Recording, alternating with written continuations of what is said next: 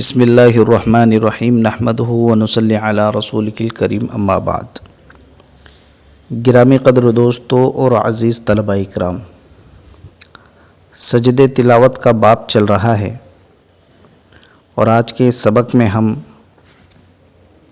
سجود تلاوت کے باقی ماندہ مسائل کو پڑھیں گے، جس میں اول الذکر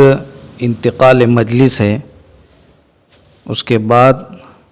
سجود تلاوت کے احکام ہے، پھر اس کے بعد اخیر میں صاحب کتاب نے صحت سجود تلاوت کی شرط کو ذکر کیا ہے۔ آئیے چلتے ہیں بلا کسی تاخیر کے عبارتوں کی طرف۔ وَيَتَبَدَّلُ الْمَجْلِسُ بِالْإِنْتِقَالِ مِنْهُ وَلَوْ كَانَ مُسَدِّيًا وَبِالْإِنْتِقَالِ مِنْ غُصْنٍ إِلَى غُصْنٍ وَعَوْمٍ فِي نَهْرٍ أَوْ حَوْضٍ كَبِيرٍ فِي الْأَصَحِّ۔ اور مجلس بدل جاتی ہے مجلس کی جگہ سے منتقل ہونے سے، اور مجلس بدل جاتی ہے وَيَتَبَدَّلُ الْمَجْلِسُ بِالْإِنْتِقَالِ مِنْهُ، اور مجلس بدل جاتی ہے مجلس کی جگہ سے منتقل ہونے سے، وَلَوْ كَانَ مُسَدِّيًا، اگرچہ تانا بنتے ہوئے ہو، وَبِالْإِنْتِقَالِ مِنْ غُصْنٍ إِلَى غُصْنٍ، اور مجلس بدل جاتی ہے ایک ٹہنی سے دوسری ٹہنی کی طرف منتقل ہونے سے، وَعَوْمٍ فِي نَهْرٍ، اور نہر میں تیرنے سے، أَوْ حَوْضٍ كَبِيرٍ، یا بڑے حوض میں تیرنے سے، فی الاصح، اصح روایت کے مطابق۔ اس عبارت میں صاحب کتاب نے مجلس کے بدل جانے کا ذکر کیا ہے کہ ایک جگہ سے دوسری جگہ کی طرف منتقل ہو جانے سے مجلس بدل جایا کرتی ہے، اور جتنی مرتبہ مجلس بدلتی جائے گی تو چاہے ایک ہی آیت کریمہ ہو، ہر مجلس پر الگ الگ سجدہ واجب ہوگا۔ آگے صاحب کتاب نے مجلس بدلنے کی چند صورتیں ذکر فرمائی ہے۔ سب سے پہلی صورت تانا بنتے ہوئے۔ کپڑوں کی بنائی میں ایک تانا ہوتا ہے اور ایک بانا ہوتا ہے۔ جو دھاگا اوپر سے نیچے کی طرف آتا ہے اسے بانا کہا جاتا ہے، اور جو دھاگا دائیں سے بائیں یا بائیں سے دائیں کی طرف عرض میں آتا ہے اسے تانا کہا جاتا ہے۔ یعنی لمبائی میں جو دھاگا ایک طرف سے دوسری طرف جاتا ہے اسے تانا بننا کہا جاتا ہے۔ تو اگر کوئی شخص تانے کے ایک طرف میں گاٹھ باندھ کر دوسری طرف اس دھاگے کو لے جا رہا ہے اور آیت کریمہ پڑھ رہا ہے جس میں تانا کافی لمبا ہو،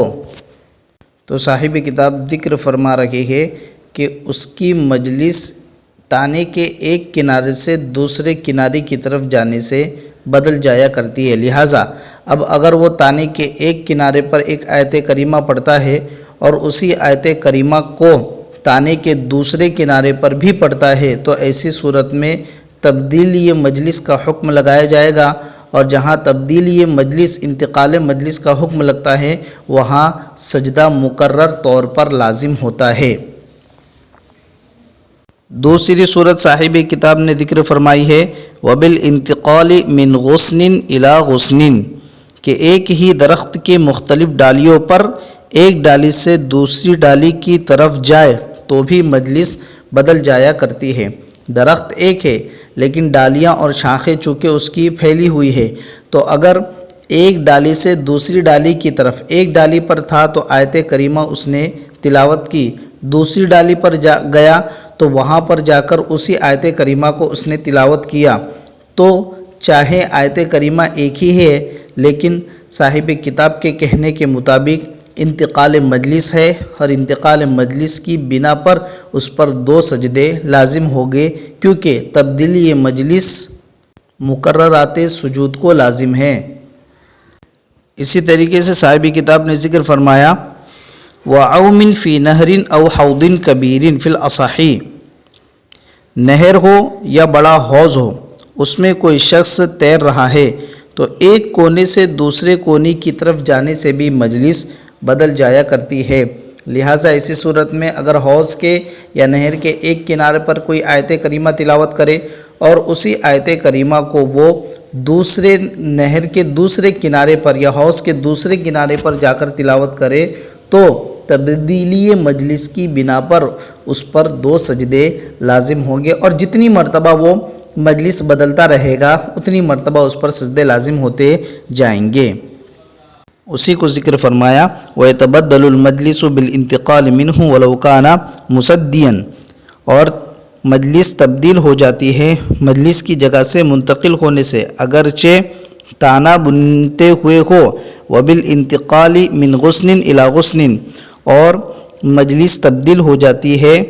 ایک ٹہنی سے دوسری ٹہنی کی طرف منتقل ہونے سے، وَعَوْمٍ فِي نَهْرٍ أَوْ حَوْضٍ كَبِيرٍ فِي الْأَصَحِ، اور نہر میں یا کسی بڑے حوض میں تیرنے سے بھی مجلس تبدیل ہو جایا کرتی ہے، فی الاصح، اصح روایت کے مطابق۔ یہ تو تھی وہ صورتیں جس میں مجلس بدل جایا کرتی ہے۔ آگے صاحب کتاب 14 ایسے مقامات کا ذکر فرما رہے ہیں جہاں پر مجلس بدلا نہیں کرتی، انتقال مجلس کا حکم اس میں نہیں لگتا۔ وَلَا يَتَبَدَّلُ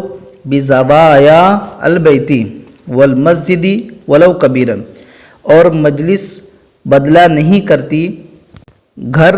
اور مسجد کے مختلف کونوں میں جانے سے، وَلَوْ كَبِيرًا، اگرچہ گھر بڑا ہو یا اگرچہ مسجد بڑی ہو۔ وَلَا بِسَيْرِ سَفِينَةٍ، اور مجلس نہیں بدلتی کشتی کے چلنے سے، وَلَا بِرَكَعْةٍ وَبِرَكَعْتَيْنِ، اور مجلس نہیں بدلتی ایک رکعت اور 2 رکعت کے پڑھنے سے، وَشُرْبَةٍ، اور مجلس نہیں بدلتی پینے سے، وَأَكْلِ لُقْمَتَيْنِ، اور 1-2 لقمے کھانے سے، وَمَشْيِ خُطْوَتَيْنِ، اور مجلس نہیں بدلتی 2 قدم چلنے سے، وَلَا بِاتِّكَاءٍ، اور نہ ہی ٹیک لگانے سے، وَقُعُودٍ، اور نہ ہی بیٹھنے سے، وَقِيَامٍ، اور نہ ہی کھڑے ہونے سے، وَرُكُوبٍ، اور نہ ہی سوار ہونے سے، وَنُزُولِ فِي مَحَلِّ تِلَاوَتِهِ، اور نہ ہی تلاوت کی جگہ پر اترنے سے، وَلَا بِسَيْرِ دَابَّتِهِ مُصَلِّيًا، اور نہ ہی نمازی کے چوپائے کے چلنے سے۔ یہ صاحب کتاب نے ان مقامات کا تذکرہ کیا ہے جہاں پر تبدیلی مجلس کا حکم نہیں لگایا جاتا، جیسے گھر اور مسجد کے مختلف کونوں میں چلے جانے سے مجلس نہیں بدلتی، چاہے مسجد اور گھر بڑا ہو، کیونکہ پورا گھر اور پوری مسجد ایک ہی شمار کی جاتی ہے۔ اسی طریقے سے کشتی چل رہی ہے جس کی وجہ سے سمندر کا مقام بدلتا جا رہا ہے، لیکن جو آدمی کشتی میں بیٹھا ہے وہ آیت کریمہ آیت سجدہ تلاوت کر رہا ہے، اس کی مجلس نہیں بدل رہی ہے، لہٰذا تبدیلی مجلس کا حکم تالی پر نہیں لگایا جائے گا کیونکہ وہ ایک ہی جگہ پر بیٹھا ہوا ہے۔ اسی طرح 1-2 رکعت کا پڑھنے والا ہے، مثلا ایک شخص مسجد میں بیٹھا ہوا تھا، اس نے کوئی آیت سجدہ تلاوت کی، پھر اسی جگہ پر کھڑے ہو کر اس نے 1-2 رکعت نمازیں ادا کر لی، تو ایسا نہیں کہا جائے گا کہ نماز سے پہلے کی مجلس الگ تھی اور نماز کے بعد کی مجلس اسی جگہ پر بیٹھنے کے بعد بھی الگ ہے، بلکہ دونوں ہی مجلس ایک ہے۔ اگر اس وقت میں وہ کسی آیت سجدہ کا تکرار کرتا ہے، ایک ہی آیت کریمہ کو بار بار پڑھتا ہے، تو ایسی صورت میں اس کے لیے ایک ہی سجدہ تبدیل مجلس نہ ہونے کی وجہ سے واجب ہوگا۔ اسی طریقے سے پانی پی لیا، یا 1-2 لقمہ کھا لیا، یا 1-2 قدم چل لیا، یا بیٹھا ہوا تھا اس نے ٹیک لگا لیا، اور بیٹھنے کی صورت میں ہو یا کھڑے ہونے کی صورت میں ہو یا سوار ہونے کی صورت میں ہو، تو یہ ساری صورتیں ایسی ہیں جس میں مجلس بدلا نہیں کرتی، لہٰذا تبدیل مجلس نہ ہونے کی وجہ سے اگر یہ ایک آیت کریمہ کو اپنی نقل و حرکت کے بعد دوبارہ اسی آیت کریمہ کو پڑھتا ہے تو اس پر ایک ہی سجدہ واجب ہوگا، نہ کہ مقررات کے ساتھ۔ وجوب مقرر کب ہوگا؟ جبکہ تبدیلی مجلس ہو. اسی کو صاحب کتاب آگے ذکر فرما رکھے ہیں وَيَتَكَرَّرُ الْوُجُوبُ عَلَى السَّامِعِ بِتَبْدِيلِ مَجْلِسِهِ وَقَدْ اتَّحَدَ یا پھر وَقَدْ اتَّحَدَ مَجْلِسُ التَّالِي لَا بِعَكْسِهِ عَلَى الْأَصَحِّ. اور وجوب مقرر ہوگا سامع پر اس کی مجلس کے تبدیل ہونے سے، اور وجوب مقرر ہوگا سامع پر اس کی مجلس کے تبدیل ہونے سے جبکہ تالی کی مجلس ایک ہی ہے، لا بعکس ہی، نہ کہ اس کا الٹا، علی الاصح، اصح روایت کے مطابق. یعنی آیت پڑھنے والے کی مجلس ایک ہے اور سامع کی مجلس بدلتی جا رہی ہے تو سامع پر مقرر سجود واجب ہوں گے. آیت پڑھنے والے کی مجلس ایک ہے اور سننے والا ادھر ادھر گھوم رہا ہے تو مجلس کے بدلنے سے اس کے اوپر مقرر سجدے واجب ہوں گے، کیونکہ خود سامع کی مجلس بدلتی جا رہی ہے. اور بعکس ہی اس کا الٹا کیا ہے؟ اس کا الٹا یہ ہے کہ پڑھنے والے کی مجلس بدلتی جا رہی ہے، وہ ادھر ادھر گھوم رہا ہے، اور سننے والے کی مجلس ایک ہی ہے تو سننے والے پر ایک ہی سجدہ لازم ہوگا کیونکہ اس کی مجلس ایک ہی ہے، اور پڑھنے والے پر مقرر سجدے ہوں گے کیونکہ اس کی مجلس بدلتی جا رہی ہے. یہ اس وقت ہے جب کہ ایک ہی آیت کریمہ کا تکرار کرے، یعنی ایک ہی آیت کریمہ بار بار پڑھے تو یہ حکم ہوگا. اگر سامع ایک ہی جگہ پر بیٹھا ہو اور تالی گھوم کر پڑھ رہا ہو یا ایک ہی جگہ بیٹھ کر پڑھ رہا ہو لیکن الگ الگ آیت سجدہ تلاوت کر رہا ہے تو جتنے بھی آیت سجدہ وہ تلاوت کرے گا سامع پر اتنے سجدے مجلس کے متحد ہونے کے باوجود بھی واجب ہوں گے، یعنی مقررات کے ساتھ سجود کا وجوب ہوگا. لہٰذا یہ صورت اس وقت ہے جبکہ ایک ہی آیت کریمہ کا تکرار کیا جائے. آگے صاحب کتاب علامہ حسن ابن عمار ابن علی شرمبلالی الحنفی احکام سجود تلاوت کو بیان کر رہے ہیں. وَقُرِهَ أَن يَقْرَأَ سُورَةً وَيَدَعَ آیَتَ السَّجْدَةِ لَا عَكْسَهُ، اور مکروہ ہے کہ سورت پڑھی جائے اور آیت سجدہ کو چھوڑ دیا جائے. لا عکسہ، اس کا الٹا مکروہ نہیں ہے. یعنی تلاوت کرنے والا پوری سورت تلاوت کر رہا ہے لیکن جب آیت سجدہ آتی ہے تو اسے سجدہ کرنے کے ڈر سے چھوڑ دیتا ہے، تو ایسی صورت میں اس طریقے سے کرنا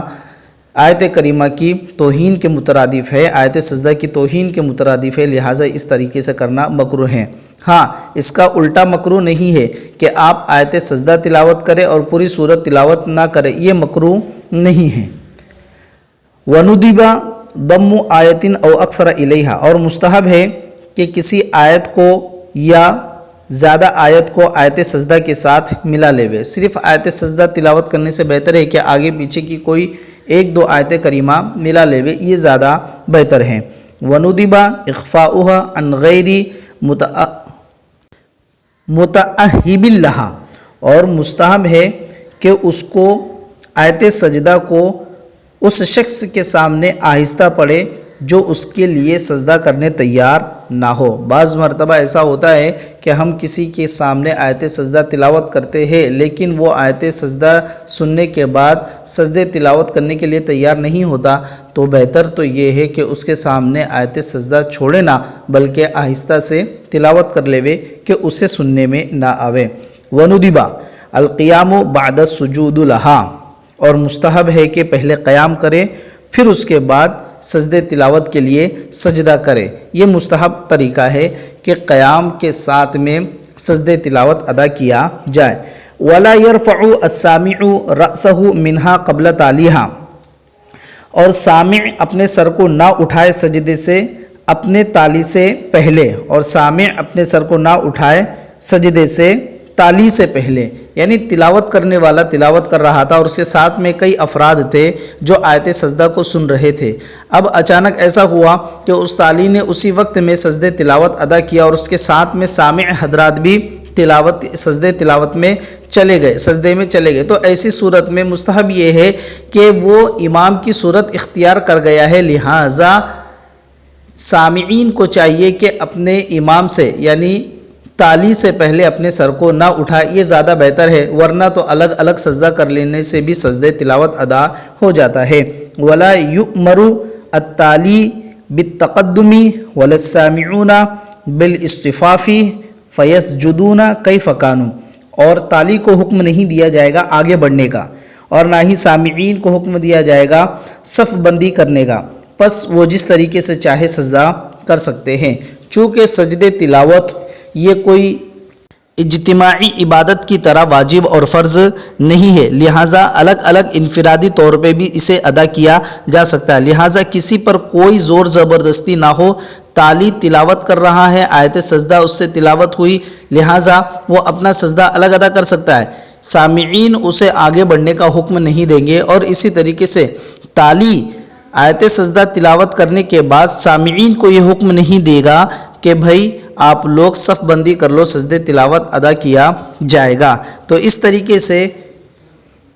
آپس میں ایک دوسرے کو حکم نہیں دیا جائے گا، فیسجدون کیف کانوا، جس طریقے سے چاہے سجدے تلاوت ادا کیا جا سکتا ہے۔ وشرط لصحتها شرائط الصلاة الا التحریم، صاحب کتاب یہاں سے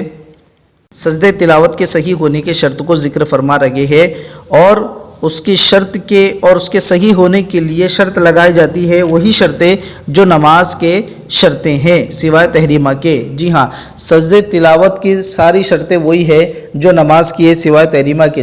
کہ تحریمہ میں اللہ اکبر کہہ کر قول باندھ لیا جاتا ہے، تحریمہ باندھ لی جاتی ہے، پھر اس کے بعد نماز ادا کی جاتی ہے۔ سجدے تلاوت میں اس طریقے سے نہیں ہے، نہ قول باندھا جائے گا، سیدھا قیام کے بعد سجدے میں چلا جائے گا، اس طریقے سے سجدے تلاوت ادا کیا جاتا ہے۔ آگے صاحب کتاب اسی کا طریقہ بتلا رہے ہیں، وَكَيْفِيَّتُهَا، اور اس کا طریقہ، أَن يَسْجُدَ سَجْدَةً وَاحِدَةً، یہ ہے کہ ایک سجدہ کرے، بین تکبیرتین، دو تکبیروں کے درمیان، ہما سنتانی، یہ دونوں تکبیریں سنت ہے، بلا رفع ید، بغیر ہاتھ کے اٹھائے ہوئے، ولا تشہد، اور بغیر تشہد کے پڑھے ہوئے، ولا تسلیم، اور بغیر سلام کے۔ یہ طریقہ صاحب کتاب نے سجود تلاوت کا بتلا دیا کہ پہلے کھڑا ہوئے اور اس کے بعد اللہ اکبر کہے، سجدہ کرے، ایک سجدہ، اور وہ سجدہ ایسا ہو جو دو تکبیروں کے درمیان میں ہو، یعنی سجدے سے پہلے اللہ اکبر کہنا اور سجدے کے بعد اللہ اکبر کہنا، یہ دونوں کے دونوں سنتیں ہیں، اور اس درمیان میں نہ تو ہاتھ اٹھایا جائے گا اور نہ ہی کسی قسم کا تشہد پڑھا جائے گا اور نہ ہی سلام پھیرا جائے گا۔ یہ صاحب کتاب کا سجود تلاوت کا باب تھا، جس میں تخمیناً صاحب کتاب نے 9 چیزوں کا ذکر فرمایا۔ سب سے پہلے تو سجدے تلاوت کا سبب، اس کا حکم اور اس کے وقت کو بیان کیا۔ دوسرے نمبر پر آیات سجدہ کو بیان کیا۔ تیسرے نمبر پر کس شخص پر سجدے تلاوت واجب ہوتا ہے اسے بیان کیا۔ چوتھے نمبر پر سجود تلاوت کی ادائیگی کو بیان کیا۔ پانچویں نمبر پر تبدیلی مجلس، انتقال مجلس کا ذکر کیا۔ چھٹے نمبر پر کن چیزوں سے مجلس تبدیل نہیں ہوا کرتی اسے ذکر کیا، اور 7ویں نمبر پر سجود تلاوت کے احکام کو ذکر کیا۔ 8ویں نمبر پر سجود تلاوت کی صحت کی شرطوں کو ذکر کیا، اور اخیر میں اس کا طریقہ ذکر کر دیا کہ سجد تلاوت کی کیا کیفیت ہوا کرتی ہے۔ آج کے لیے اتنا ہی بس، وصلی اللہ علی نبینا محمد وعلی آلہ وصحبہ اجمعین۔ السلام عليكم، لا تنسوا الاعجاب بالفيديو والاشتراك في القناة تشجيعا لنا لنستمر بنشر المزيد إن شاء الله.